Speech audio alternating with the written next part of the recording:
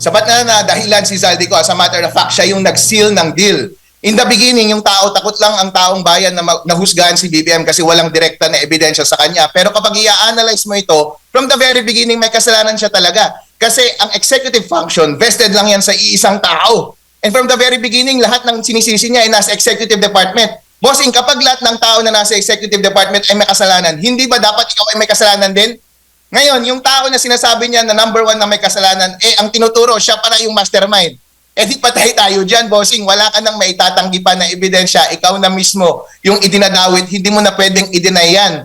Parang normal yan, isang ordinaryong kaso. Kapag sinasabi natin, halimbawa sa isang murder case, meron tayong sinasabing gunman. Kapag siya yung idinidiin natin, tapos umamin yung gunman, tapos sinabi niya kung sino yung mastermind, siyempre, paniniwalaan natin yung testimonya ng gunman na iyon. Ganon din dapat ang trato natin kay BBM. Hindi na natin maitanggi ang ebidensya. Lahat ay tumuturo na sa kanya. Tapos, bonus pa, icing on the cake pa yung sinabi ng kanyang kapatid. Hindi natin maiwasan na siya dapat yung mag-take ng responsibility. Ngayon, tumataya siya at gusto niyang arestuhin si Zaldico. Okay, go ahead, sir. Pero alam naman niya na si Zaldico hindi uuwi dito at mahirapan silang arestuhin si Zaldico.